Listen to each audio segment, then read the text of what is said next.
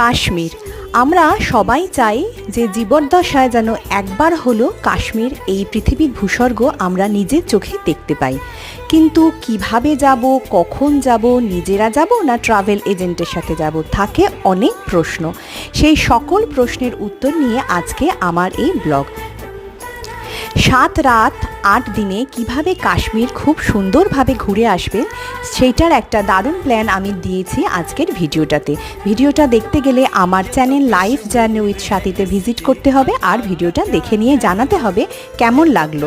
ভিডিওটা ভালো লাগলে প্লিজ লাইক করবেন, শেয়ার তো অবশ্যই করবেন, আর চ্যানেলে নতুন হলে সাবস্ক্রাইব করে আমার পাশে থাকবেন।